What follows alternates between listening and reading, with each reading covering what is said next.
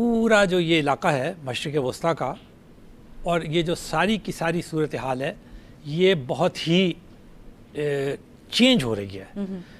ایک ری الائنمنٹ ہو رہا ہے سارے ملک تعلقات آپس میں. امریکہ اوباما کے دور میں انہوں نے یہ کہا کہ جی ہم تو وڈرا کر رہے ہیں مشرق وسطیٰ سے, ہمارا انٹرسٹ ختم ہو گیا ہے.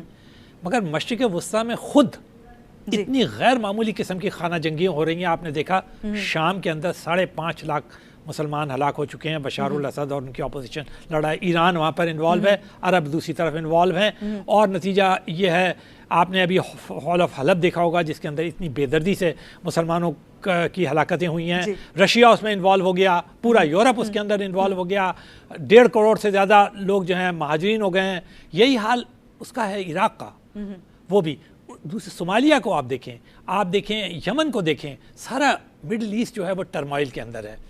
اس کے داعش جس کو سب کو چلنے کے اوپر کوشش کر رہے ہیں. مسلم ملک بھی چاہتے ہیں کہ ایسی انتہا پسند تنظیموں کو ختم کریں. مسلمانوں کا کوئی تعلق نہیں ہے انتہا پسندی سے. عوام بالکل اس چیز کے اندر بلیو نہیں کرتے.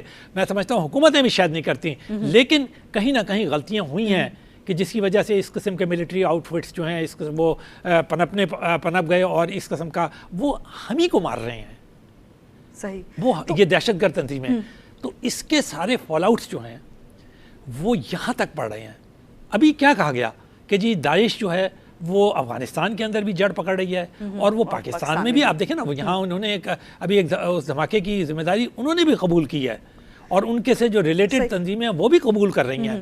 تو اس کا مطلب ہے کہ جو مڈل ایسٹ کے جو فال آؤٹس ہیں وہ پاکستان کے اوپر پڑ رہے ہیں. اٹ مینس کہ we must address our foreign policy. Iran is a very powerful partner in ECO. Turkey is a very powerful. میں نے آپ کو بتایا مسلمان دنیا میں سب سے طاقتور اکانومی ٹرکی کی ہے. فار دی لاسٹ 10 اور 12 ایئرز جب سے ایردوغان صاحب آئے ہیں انہوں نے ٹرکی کو بہت مضبوط کیا, اور وہ بیک وقت یورو ایشیا میں موجود ہے. یعنی یہ ایشیا میں بھی ہے اور یورپ میں بھی موجود ہے, اور اس کے اثرات بھی بہت ہیں. نیٹو میں بھی وہ موجود ہے.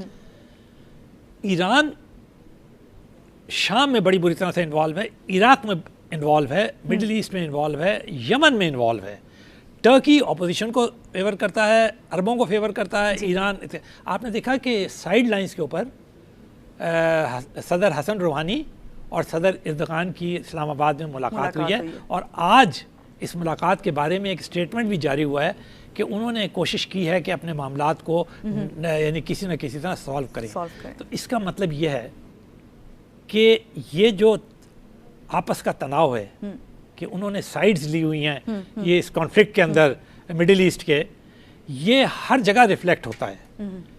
OIC میں ریفلیکٹ ہوا ہے بری طرح سے, اور کہ انہوں نے سارے جو عرب کنٹریز تھے اور مسلم کنٹریز تھے انہوں نے ایران کو کافی یعنی اس پہ کیا. اسی طرح یہ چیز ECO میں بھی, کیونکہ یہ بھی میجورٹی, اور میجورٹی جو ہے وہ اس طرف جا رہی ہے, عربوں کے ساتھ جا رہی ہے. ایران جو ہے وہ ایک طرف ہے. تو یہ معاملات جو ہیں یہ تناؤ کا باعث بن سکتے ہیں. اچھا, پاکستان دونوں کے ہے. پاکستان ٹرکی کا بہت اچھا دوست ہے. کہا جاتا ہے کہ دوسرا گھر پاکستانیوں کا اگر کوئی ہے تو وہ ٹرکی ہے. وہ پاکستانیوں کو بہت عزت بھی کرتے ہیں. میں نے پہلے بھی آپ کے پروگرام میں یہ بات کہی تھی. ایران, ہماری سرحدیں ملتی ہیں, ایران سے بھی پاکستان کے تعلقات صدیوں پرانے اور بہت اچھے تعلقات ہیں ہمارے.